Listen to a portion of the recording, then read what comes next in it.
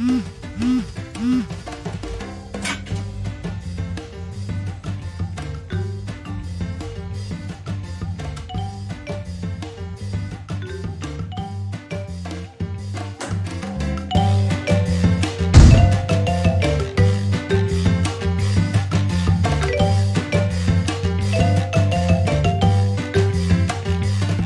les amis, ça me fait trop plaisir, ça fait trop longtemps, ça fait des mois, des mois. Et pour cause, en fait, j'ai pas tellement cousu ces derniers temps, j'ai eu pas mal de boulot. Et aussi, j'ai déménagé. Alors c'est pas l'objet de cette vidéo, hein, on est d'accord. J'aurai l'occasion de vous en parler une autre fois parce que j'ai enfin mon atelier de couture, celui que j'attendais depuis si longtemps. Bref, bienvenue dans cet épisode très spécial, très cher à mon cœur. C'est un épisode, vous l'avez vu dans le titre, hein, je vais coudre avec ma sœur Joanne. Ça fait longtemps qu'on parle de ce projet toutes les deux. Ça fait longtemps qu'on a envie de faire une vidéo ensemble parce que oui, j'ai une sœur qui est comme moi, fan de couture. Donc, j'ai envie de dire, on pouvait pas louper ça. On pouvait pas louper cette opportunité de faire un projet toutes les deux. Donc l'occasion est là. Pour vous expliquer un petit peu le contexte, on avait décidé avec ma sœur de ne pas se dire sur quel projet on allait chacune travailler de notre côté, genre secret défense, tu vois. Sauf que par le plus grand des hasards ou par la force du marketing des réseaux sociaux sur lesquels on traîne, je ne sais pas. Bref, on a décidé de faire le même patron toutes les deux. Je vous jure que c'est une histoire vraie. Sans se concerter, on a décidé de faire le même patron. Et ce patron, c'est la robe portefeuille de Vogue Patterns. Vogue Patterns, en fait, a sorti ce patron de la robe portefeuille pour les 50 ans de la célébrissime, la cultissime robe que Diane von Furstenberg a créée il y a 50 ans donc.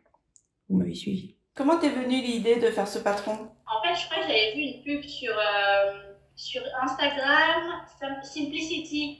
Ils avaient fait la pub de la DVF et comme j'en avais déjà une que j'avais achetée dans un marché en Chine, j'ai dit « It's a sign, je dois faire cette robe ». J'ai toujours adoré les robes portefeuille parce que je trouve que ça va sur toutes les morphologies. Franchement, quand tu m'as dit que tu allais faire la robe portefeuille de Diane von Furstenberg, je me suis dit, attends, c'est sûr on s'en est parlé.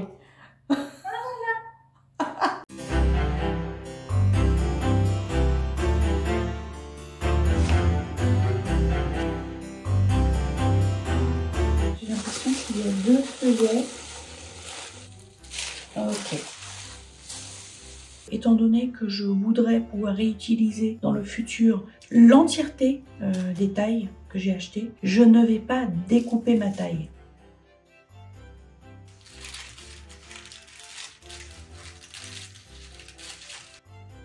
Donc là, le tissu que j'ai choisi, ça c'est une broderie anglaise en coton qui m'a été offert par ma mère. Et j'ai décidé de faire une doublure. C'est un drap couleur taupe. J'ai acheté ça en supermarché. Hein.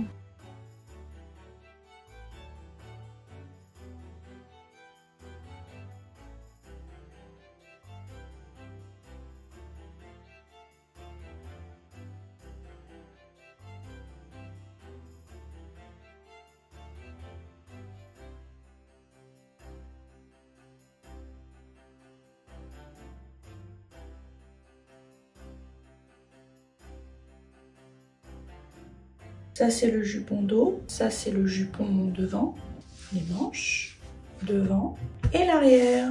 Moi dès le départ, hein, je te dis, je voulais pas faire de col parce que déjà que je faisais la doublure, c'est même pas que je voulais faire une doublure, c'est que je voulais faire une version réversible.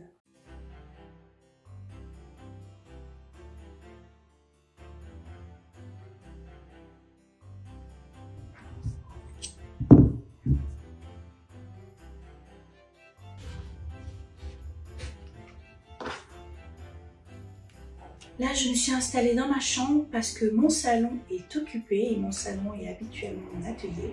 Étant donné que je n'ai pas pu, découper dans mon tissu principal puisque je n'en ai plus suffisamment. Donc voilà la ceinture. J'en ai découpé 2 puisqu'il faut une ceinture à gauche et à droite, naturellement. Je voulais vous montrer ceci. Parce qu'en fait, comme je n'ai pas fait de toile, il va quand même falloir que j'essaye avant d'installer. Parce qu'en fait, j'ai un petit doute sur la taille. Voilà, j'ai le feeling qu'il manque quand même 1 cm, 1 cm et demi pour que je sois totalement à l'aise, quoi. C'est sûr que si j'avais choisi du jersey comme on recommande ce projet, bah, j'aurais pas eu ce problème. Mais comme je voulais tellement coudre cette broderie anglaise, on va faire avec. Je serrerai ce petit ventre et puis c'est tout. Voilà, je mettrai une gaine, hein. Je m'occupe de la ceinture.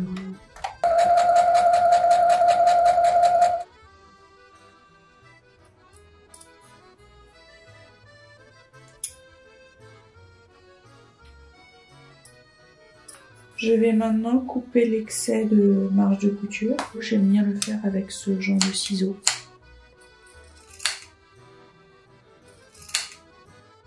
Et je vais maintenant retourner tout ça.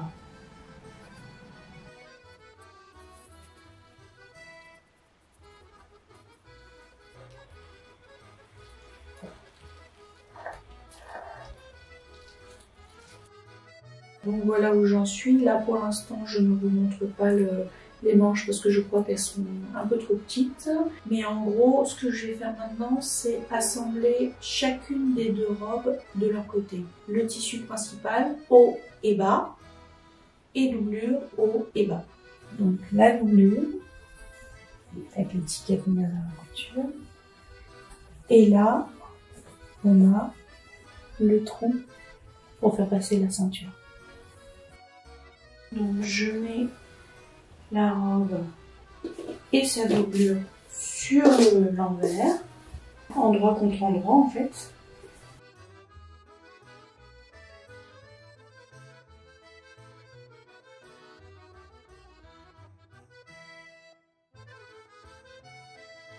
Donc les ceintures vont tout simplement faire ça.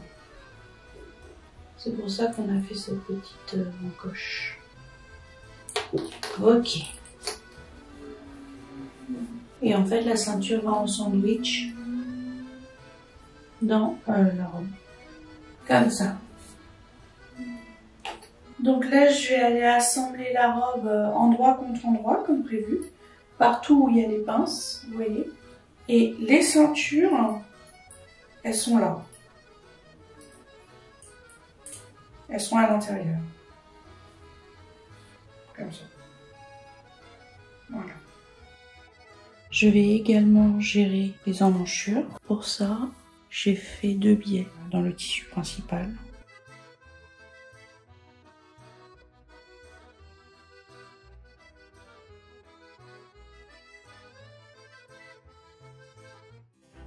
C'est vraiment dans des moments pareils où j'aurais aimé avoir un mannequin. Mais bon, là, puisqu'il n'y a pas de mannequin, je le mets comme ça contre mon mur. Moi, ce que je voudrais faire, c'est vraiment comme avec le kimono réversible.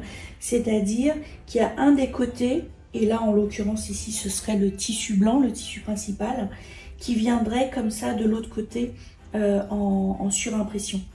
Et qui serait en fait un rappel de l'emmanchure, comme ça. Donc là, maintenant, je vais retourner la robe sur l'endroit par le petit trou.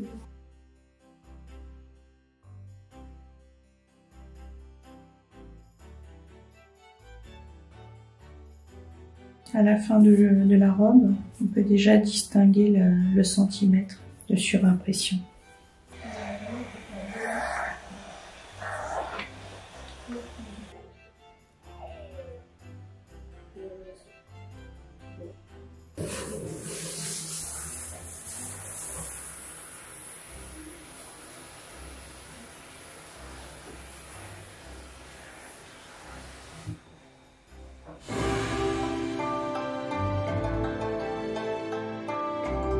J'ai utilisé un tissu stretch de couleur aubergine. J'ai pas vraiment l'habitude d'utiliser du stretch, donc c'était une première fois pour moi. Je pense que de toute façon les robes originales d'EDF, enfin de Diane von Furstenberg sont en stretch. Donc je m'étais dit, allez, il faut faire comme elle. J'ai étalé les patrons sur la table de notre lieu de travail. J'en profite car il n'y a pas de clients. Je galère un peu pour la découpe du tissu stretch parce que ça bouge. Et en fait, ils sont assez épais. Donc, les deux tissus assemblés sont assez épais. On va y arriver doucement. Et je n'aime pas utiliser le rotary cutter parce que, je sais pas, j'y arrive pas. J'ai l'impression qu'il faut que j'appuie très fort. Donc, les ciseaux, c'est très bien pour moi. J'ai fini de découper les patrons. Donc là, ce que je vous montre, c'est que je vais commencer par coudre les pinces du dos et les pinces avant de la robe. C'est parti. Alors, moi, j'ai besoin de tracer à la craie les pinces parce que sinon, je fais n'importe quoi.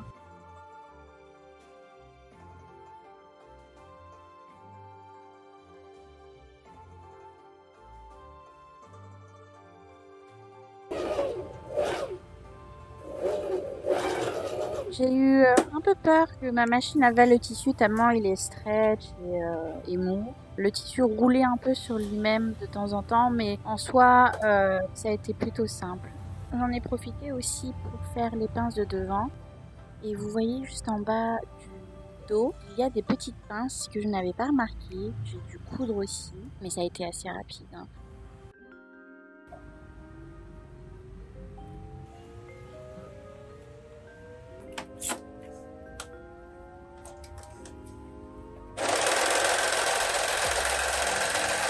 Il faut que je termine les bords à la surjeteuse.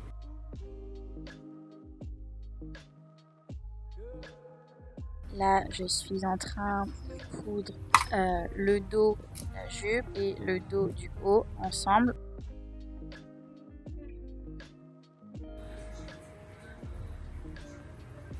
J'en ai aussi profité pour terminer le bord à la surjeteuse. C'est vraiment super, j'adore la surjeteuse, c'est propre, c'est vraiment génial. Donc là, je vais assembler la partie devant et la partie arrière ensemble à partir des épaules et sur les côtés.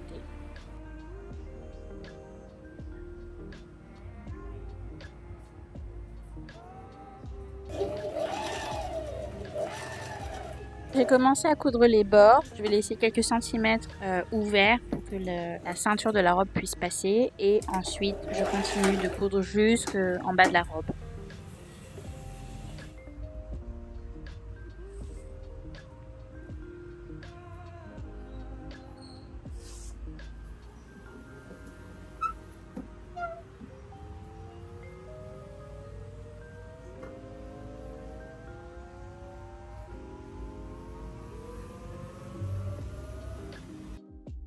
Maintenant, il faut assembler le col.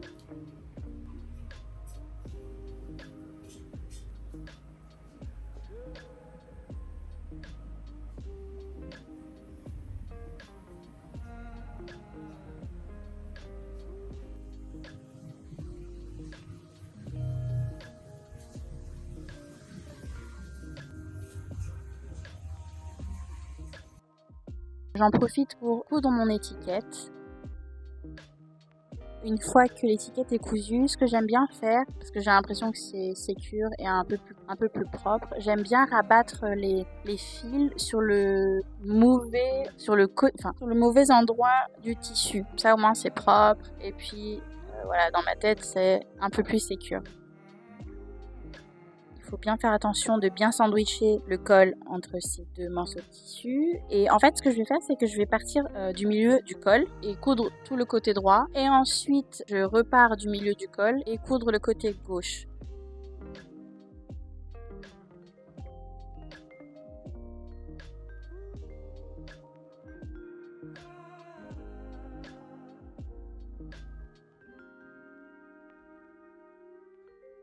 C'est le moment de coudre les manches et je me rends compte qu'il n'y a qu'une manchette qui a été découpée. C'est très bizarre, ou sinon je trouve pas l'autre.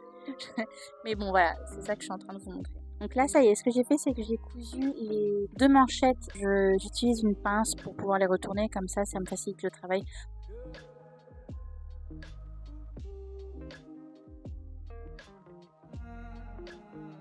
Ce que je vais faire, c'est que je vais l'assembler à la manche principale en respectant les notches, bien évidemment.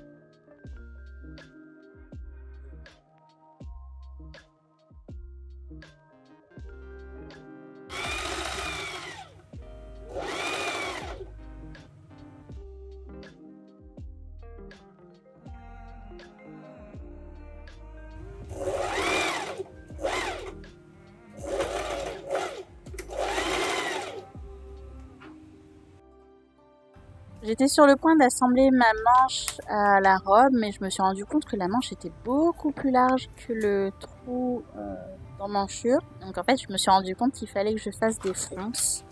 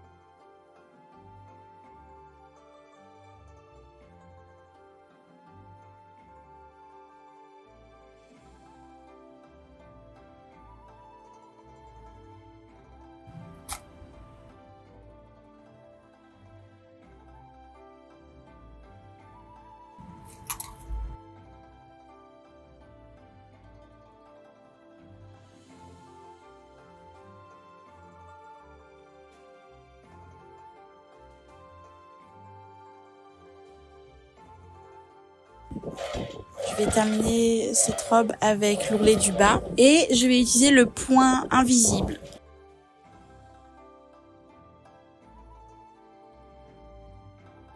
Vous êtes prêts? On regarde les robes? C'est parti.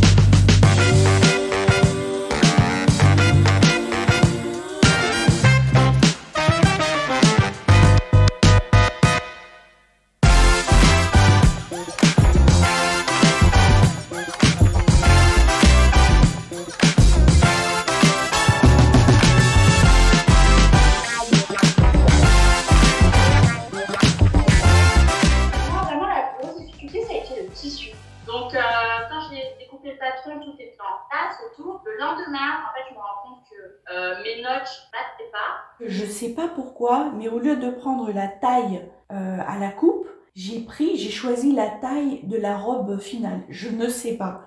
Heureusement qu'on vous est ensemble. Je pense que j'aurais laissé tomber le projet tel qu'il était, mais je me suis dit, mais là, je suis partie avec ma sœur, on a fait ce beau projet, je peux pas abandonner. Alors moi, franchement, tout ce projet, ce qui m'a plu, c'est de faire ça avec toi. Faire ça, notre mouvement Sisters. Ah, ça fait des cœurs! On a une passion en commune, c'est la couture, et je pense que c'est pas tout le monde qui partage ça avec son frère ou avec sa sœur. Ouais. Bon alors, nos projets pour Noël, parce qu'on se voit à Noël, donc est-ce que tu as déjà... Je t'ai mis à ma tenue de Noël, que tu verras Noël, hein, je pense que tu l'as plus. Là, tu m'as mis la pression, hein, donc pour te montrer ma bonne foi, ceci est le patron imprimé en A0. Je pense que je vais faire une toile. Spoiler alerte, les amis, il n'y aura pas de projet de Noël. Il n'y aura pas de projet de Noël. Alors, Noël, il y aura. Ça, celui-là, on l'a pas annulé.